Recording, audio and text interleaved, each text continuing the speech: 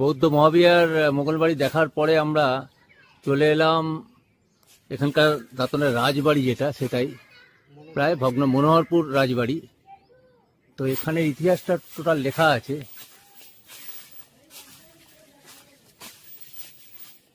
রামচন্দ্র নাট্যমন্দির, বীরবর রাজবংশ। তো ভেঙে গেছে, এটা নাট্যমন্দির ছিল এটা।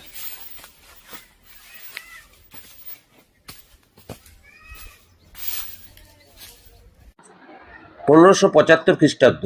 অশান্ত বাংলায় আকাশ জুড়ে মোগল পাঠান যুদ্ধের অশনি সংকেত। মোগল সম্রাট আকবরের বিরুদ্ধে বিদ্রোহ ঘোষণা করলেন বাংলার দুর্ধর্ষ পাঠান নবাব দাউদ খান। বিদ্রোহ দমনের জন্য সেনাপতি মান সিং এবং মুনির খাঁর নেতৃত্বে লক্ষাধিক মোগল সেনা বাংলা উড়িষ্যা সীমানা অবধি শত্রুপক্ষের পিছু ধাওয়া করে। হাজির হয় সুবর্ণরেখা তীরবর্তী দক্ষিণ পশ্চিম সীমানা বাংলার দাঁতন অঞ্চলে। দাঁতনের টুকারই এবং মোগলবাড়ি অঞ্চলে বেজে ওঠে মহাযুদ্ধের দামামা। মোগল উজির আবুল ফাজল প্রণীত আইনি আকবরী গ্রন্থে এই যুদ্ধের উল্লেখ রয়েছে। প্রচুর রক্তক্ষয়ী এই যুদ্ধে পাঠানরাই পরাজিত হয়। মানসিংহের সেনাধ্যক্ষ ছিলেন সেই সময় লক্ষ্মীকান্ত সিংহর উত্তরাও। যুদ্ধ জয়ের পরেও লক্ষ্মীকান্ত থেকে যান এই বাংলায়, বেছে নেন দাঁতনকেই। সুবর্ণরেখার তীরে গড়ে তোলেন সুবিশাল এই রাজপ্রাসাদ। বর্তমানে রাজবাড়ির অনেক অংশই ধ্বংসপ্রায়।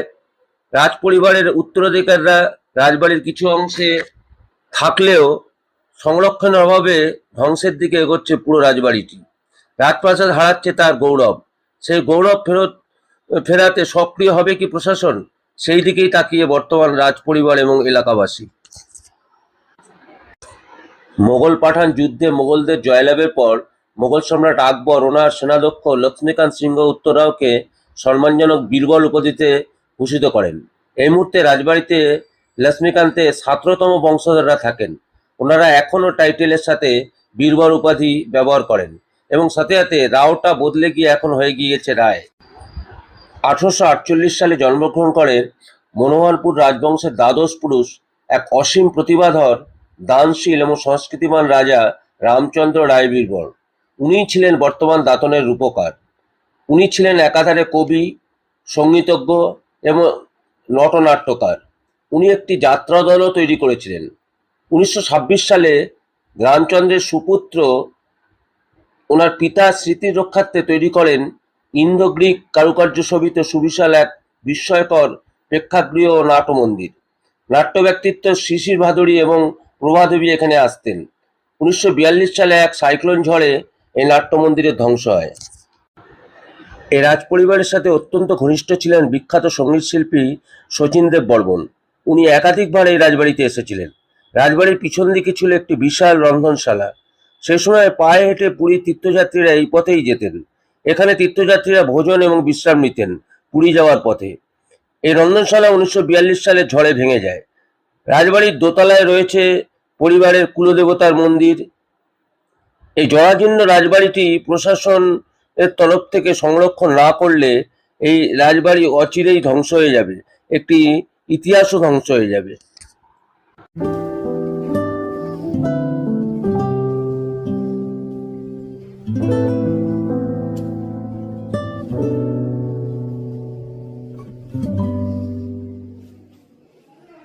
বর্তমান বংশধর এই রাজবাড়ির, আপনার নামটা? দেবাশিস রায় বীরবর।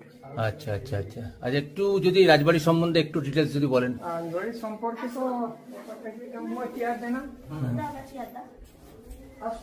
গোপাল তো জানে সব, আমার বড় ভাই। যাই হোক বলুন, আপনারা দুজনেই বলুন। আর সম্পর্কে বলতে কি, রাজবাড়ির এই তো দেখছেন এখন তো যা পরিস্থিতি, রাজবাড়ির এখন কোন রকম দাঁড়িয়ে সংরক্ষণ নেই, ওটাই দেখছি তো। হ্যাঁ, এই জন্য বহু কিছু ব্যাপারও হচ্ছে। হ্যাঁ। এটা তৈরি হয়েছিল কবে?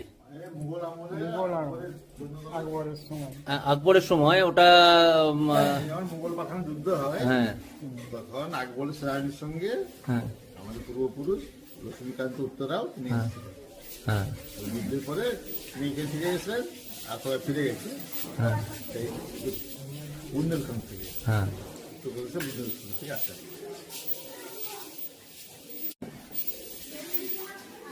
শচীনদেব বর্মন এই যে রাজা মহারাজা, ওদের তো সব মানে মহারাজ ফ্যামিলি, মহারাজা এই যে রাধা কিশোর দেব বর্মন মানিক্য, হ্যাঁ, এটা হচ্ছে মহারাজা বীর বিক্রম দেব বর্মন মানিক্য বাহাদুর, ত্রিপুরায়। না ত্রিপুরায়, মানে পরপর ইনার পরে ইনি এলেন, হ্যাঁ। আচ্ছা, এই যে আমার বাবা যে বিয়ে করেছেন ত্রিপুরায়, হ্যাঁ, ইনি হচ্ছে আমার মা, আচ্ছা, শচীন্দ্র বর্মনের বোন। সচিন বর্মনের বোন। আচ্ছা আচ্ছা। এটা হচ্ছে আমার ক্ষিতীশচন্দ্র রায় বীরবর হচ্ছে আমার বাবার নাম, লতিকা রায় বীরবর হচ্ছে আমার এই যে মায়ের নাম। ইনি হচ্ছেন আমার বড় মামার ছেলে, ইনি হচ্ছেন তার স্ত্রী, ইনি হচ্ছেন তার ছেলে, ইনি হচ্ছেন আমার বড় মামার স্ত্রী। আচ্ছা, এবারে সচিনদেব বর্মন এখানে এসেছিলেন? এসেছিলেন না? পুরো রাজবাড়ি দেখার পরে আমরা এখন কাকড়াজির যাব, ওখানে মহাপ্রভু মন্দির আছে। তো খুবই ভালো লাগলো এই রাজবাড়িটা, এর ঐতিহ্য এত অপূর্ব, মানে অসাধারণ অসাধারণ। ঠিক আছে, চলুন এবার কাকড়াজি, ওখানেই আমরা দুপুরে অন্নভোগ করব। রাজবাড়ির পাশেই এই শীতলা মন্দির। হ্যাঁ, আচ্ছা আচ্ছা আচ্ছা আচ্ছা, দেখছি এটা রাজবাড়ি পূর্বপুরুষরা তৈরি করেছে। এটা হচ্ছে শিব মন্দির, অপূর্ব। আর ওখানে একটা স্কুল নাকি?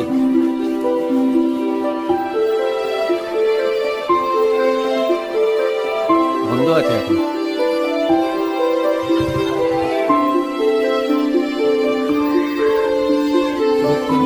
প্রতিষ্ঠা করেছিলেন, স্থাপিত বাংলা 1333 সালে।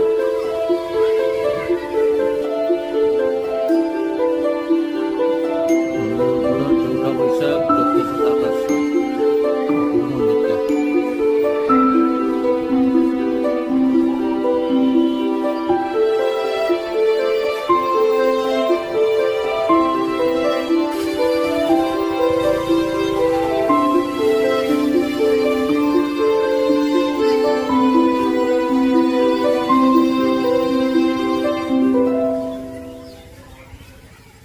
অ্যাকচুয়ালি মোগল বাড়ি দেখার পরে আমরা একটা টোটো নিয়ে নিয়েছি।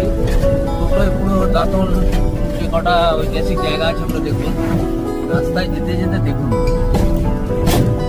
এটা দেখুন,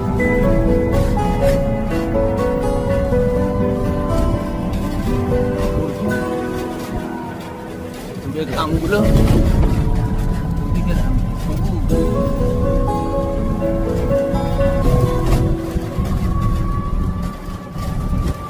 চলে এলাম কাকড়াজির ধাম মহাপ্রভু মন্দির। তো এটার গেটটা এখন তৈরি হচ্ছে, নতুন করে তৈরি হচ্ছে। যাই ভিতরে যাই। এখন বাজে 2:30, আমরা চলে এলাম কাকড়াজি ধামের এই মহাপ্রভু মন্দিরে। অ্যাকচুয়ালি এখানে আমরা দুপুরের ভোগ প্রসাদ খাবো। আমরা সকাল 9টার মধ্যে বলে দিয়েছিলাম ফোন করে যে এখানে দুপুরের ভোগ প্রসাদ খাবো। তো 9টার মধ্যে বলে দিতে হবে, নাম্বারটা আমি স্ক্রিনে দিয়ে দেবো। এই নাম্বারে ফোন করে আপনারাও এখানে আসতে পারেন এবং ভোগ প্রসাদ খেতে পারেন। তো 2:30 অবধি টাইম। তো এখন আমরা প্রথমে ভোগ প্রসাদ খাবো, তারপরে পুরো মন্দিরটা ঘুরে দেখাবো। হচ্ছে রান্নার জায়গাটা মহাপ্রভু মন্দিরের। এই সব এখানে মাটি পেটে বসতে হবে ভোগ। আমরাও এখানে ভোগ খাবো। তো দুপুরে আমরা এই চৈতন্য মহাপ্রভুর মন্দিরে এখানেই আমরা লাঞ্চ করে নিলাম, এখানে ভোগ খেয়ে নিলাম। এই ভোগ খেতে গেলে মোটামুটি সকাল 9টার আগে ফোন করে জানিয়ে দিতে হবে। আমরা 9টার আগে ফোন করে দিয়েছিলাম, নাম্বার আমি দিয়ে দেবো। তো এখানে ভাত, 2 রকম তরকারি, ডাল, চাটনি, পায়েস সব রকমই আছে। কথিত আছে শ্রী চৈতন্য মহাপ্রভু পুরী যাওয়ার পথে কাকড়াজিতের এই স্থানে একটি বকুল গাছের তলায় বিশ্রাম নেন কিছুদিনের জন্য। এই সময় স্থানীয় বাসিন্দারা প্রভুকে দেখতে পেয়ে ওনার সেবা যত্ন করেন। প্রভু খুব সন্তুষ্ট হন এবং পরবর্তীকালে এক ব্রাহ্মণকে স্বপ্নে মন্দির নির্মাণের পরামর্শ দেন। কাকড়াজিত এবং তার সংলগ্ন এলাকাটি ছিল হরিপুরের জমিদারদের। তিনি প্রথমে মন্দিরটি বানান এবং পরে এই মন্দির স্থানীয়দের হাতে ছেড়ে দিয়ে তিনি চলে যান। কিন্তু দুর্ভাগ্যের বিষয়, পুরনো মন্দিরটি কিছুদিন আগে মন্দির কমিটি পুরোপুরি ভেঙে ফেলেন। অ্যাকচুয়ালি মহাপ্রভুর পুরনো মন্দির যেটা ছিল সেটা এখানেই ছিল, কিন্তু এটা কি পৌরসভার তরফ থেকে ভেঙে দেওয়া হয় নাকি? মিউনিসিপ্যালিটি থেকে ভেঙে মানে এখানে হ্যাঁ, মন্দির কমিটিতে ভেঙে দেওয়া হয়েছে, যাই হোক তারপর নতুন করা হয়েছে। মন্দির প্রাঙ্গণে সুন্দর বিভিন্ন ফুলের বাগান দিয়ে সাজানো, একটি বাচ্চাদের ছোট পার্কও করা আছে। স্থানীয়দের কাছে এই মন্দির অত্যন্ত জনপ্রিয়। স্থানীয় বাদেও বহু দূর দূরান্ত থেকে ভক্তগণ এই মন্দিরে আসেন মহাপ্রভুর দর্শন করতে। এখানে রাস উৎসব খুব ধুমধাম করে পালন করা হয়। মন্দিরটির ভিতরে সুন্দর কারুকার্য করা রয়েছে। ভগবান কৃষ্ণের বিভিন্ন কাহিনী এখানে দেওয়ালের গায়ে সুন্দরভাবে ফুটিয়ে তোলা হয়েছে। কালিয়া দমন থেকে কংসবধ, শ্রীকৃষ্ণের কতই না কাহিনী রয়েছে। মহাপ্রভু তো বিষ্ণু আর শ্রীকৃষ্ণেরই একটি রূপ, তাই মহাপ্রভুর মন্দিরে ফুটিয়ে তোলা হয়েছে কৃষ্ণ কাহিনী। মন্দিরের ভিতরে প্রবেশ করতেই চোখে পড়বে একটি গরুর মূর্তি। গরুর আসলে শ্রীকৃষ্ণের বাহন। বহু শ্রীকৃষ্ণের মন্দির থাকলেও শ্রীকৃষ্ণের সাথে গরুর মূর্তি খুব একটা দেখা যায় না। আপনারা অবশ্যই এই মন্দিরে দর্শনের জন্য দাঁতনে আসতে পারেন। এই মন্দিরে নতুন করে তৈরি হচ্ছে ভক্তদের থাকার জন্য এসি এবং নন এসি রুম। খুব শীঘ্রই এটা চালু করা হবে। আমাদের খুব ভালো লেগেছে এই কাকড়াজির চৈতন্য মহাপ্রভু মন্দির।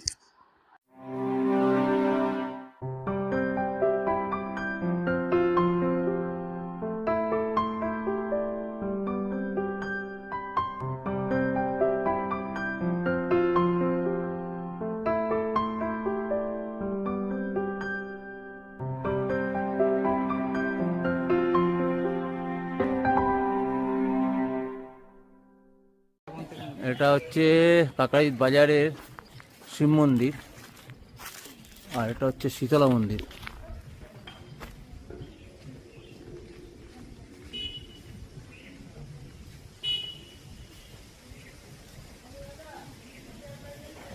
সব নতুন করে তৈরি হচ্ছে, বহু পুরনো মন্দির। ওই যে দূরে দেখুন এই দুটো মূর্তি, দেবান্তের মূর্তি, সূর্যপুত্র। এটা ভারতবর্ষে দু জায়গায় আছে। এই মূর্তি দুটো পাশে একটা পুকুর দেখাচ্ছি, ওই পুকুর খনন কার্যের সময় পাওয়া গেছিল। মানে আমরা বলছি দাঁতনটা একটা ঐতিহাসিক জায়গায়, মাটির নিচে অনেক কিছু পাওয়া যায়। নিদর্শন পুরো দাঁতনে বিভিন্ন জায়গায় রয়েছে, বিভিন্ন জায়গায়। দেখুন অবহেলায় এখানে পড়ে রয়েছে একটা এত সুন্দর মূর্তি দুটো। আরও আছে, আরও আছে, আজকে টাইম নেই, নাহলে আমি দেখাতাম। বিভিন্ন জায়গায় দাঁতনের মানে মাটির নিচে, পুকুরের ভিতর থেকে সব যে সমস্ত মূর্তিগুলো পাওয়া গেছে এইভাবে অবহেলিতভাবে রয়েছে। ঠিক আছে, এটা হচ্ছে কাকরাইতের কুণ্ড পুকুর। তো এই পুকুর খনন কার্যের সময় প্রচুর নিদর্শন পাওয়া গেছে। তার মধ্যে ওইটা একটা দেখলেন রেয়ন্তের মূর্তি, ওটা সূর্যপুত্র। এছাড়াও অনেক কিছু পাওয়া গেছে যেগুলো বিভিন্ন জায়গায় ছড়িয়ে ছিটিয়ে আছে। তো বোঝাই যাচ্ছে এটা কতটা ঐতিহ্যপূর্ণ, মাটির নিচে কত কিছু রয়েছে। কাকরাজির থেকে আমরা এখন টোটো করে যাচ্ছি সরসংখ্যা দিঘির দিকে। শোনা যায় দ্রৌপদীর হাত ধোয়ার জন্য মাত্র এক রাতের মধ্যেই তৈরি হয়েছিল এই দিঘি। এই দিঘির পাড়ে রাত্রিবাসকালে মহারাজা শশাঙ্ক তার মায়ের আদেশে ছুঁড়েছিলেন তীর। তিনি প্রতিজ্ঞা করেছিলেন এই তীর যেখানে গিয়ে থামবে ততদূর বিস্তৃত হবে এই দিঘি। শতাব্দী প্রাচীন এই জলাশয়ের সাথে জুড়ে রয়েছে মহাভারতের অধ্যায়। এই হচ্ছে দাঁতনের বিখ্যাত ষড়সংখ্য ইয়েটা, লেকটা, মানে হ্রদটা। এটা ওয়েস্ট বেঙ্গলের মধ্যে সব থেকে বড় লেক, 150 একর টোটালটা। আর এই যে আমি ঘাটটায় দাঁড়িয়ে আছি, এটা হচ্ছে পাণ্ডব ঘাট। এই পাণ্ডব ঘাটে একটা বিরাট ইতিহাস আছে, সেটা পরে বলছি। আর এই যে ফাঁকা জায়গাটা দেখছেন, এখানে মকর সংক্রান্তিতে বিরাট মেলা বসে। আর ওই মন্দিরটা হচ্ছে কি মন্দির ওটা? হ্যাঁ, মা কালীর মন্দির, শ্মশান কালী মন্দির। শ্মশানটা কোথায়? ও শ্মশানটা ওদিকে, ওটা শ্মশান কালী মন্দির। অদ্ভুত ব্যাপার, কালকে ওই শ্মশান কালী মন্দিরটা নাকি চুরি হয়ে গেছে। এই যে শ্মশান, আচ্ছা এই শ্মশান মন্দিরটা নাকি কাল চুরি হয়ে গেছে। সরসংখ্যা দিঘির একদিকে পাণ্ডবদের ঘাট আর অন্যদিকে অবস্থিত পীরের মাজার। হিন্দু মুসলমান সম্প্রীতির অপরূপ নিদর্শন এই দিঘির আরও একটি বৈশিষ্ট্য। প্রাচীন লোকপ্রবাদ আষ্টেপৃষ্ঠে জড়িয়ে আছে এই দিঘিকে কেন্দ্র করে। শোনা যায় দ্রৌপদীর হাত ধোয়ার জন্য এক রাতের মধ্যেই তৈরি হয়েছিল এই দিঘি। পাণ্ডবরা তখন ছিল অজ্ঞাতবাসে, যাত্রাপথের মাঝে বিশ্রাম নিতে এখানে রাত্রি যাপন করেছিল পঞ্চপাণ্ডব এবং দ্রৌপদী। এখানে বিশ্রাম নেওয়ার সময় দ্রৌপদীর হাত ধোয়ার জন্য জলের প্রয়োজন হয়। শোনা যায় সেই সময় মাত্র এক রাতের মধ্যেই তৈরি হয় এই দিঘি। আরও একটি কাহিনী শোনা যায় লোকপ্রবাদ রূপে। ইতিহাস বলছে ৭ম শতাব্দীর গোড়ার দিকে এই পথ দিয়েই মাকে নিয়ে ফিরছিলেন রাজা শশাঙ্ক।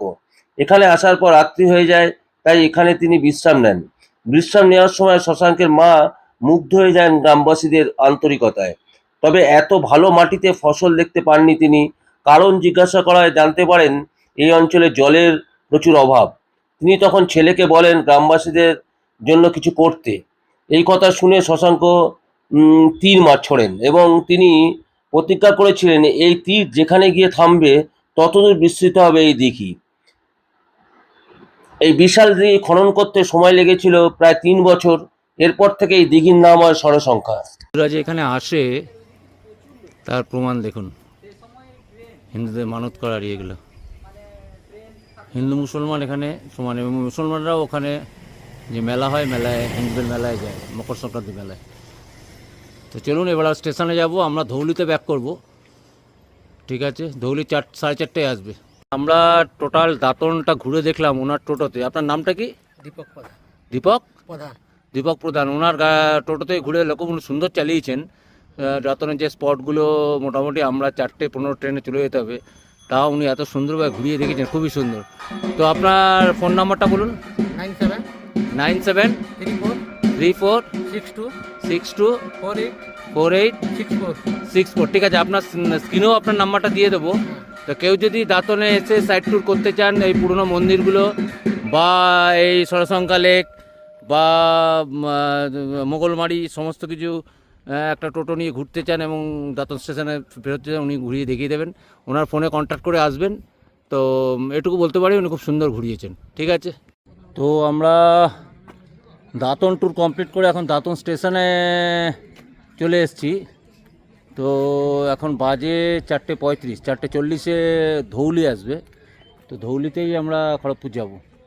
অ্যাকচুয়ালি পুরো দাঁতনটা হলো না, তাহলেও বিশেষ করে শ্যামসুন্দর মন্দির, ওটা ঐতিহাসিক মন্দির, ওটা করা গেল না। তাহলেও মোটামুটি অল্প অল্প টাইম করে সবগুলোই যা যা করেছি, তো সবগুলোই করার চেষ্টা করেছি। তো ব্লগগুলোর সাথে থাকবেন এবং ভালো লাগলে লাইক, কমেন্ট, সাবস্ক্রাইব করবেন এবং শেয়ার করবেন। ধন্যবাদ। এক্ষুনি ধৌলি আসছে, সম্ভবত 3 নম্বর প্ল্যাটফর্মে আসবে।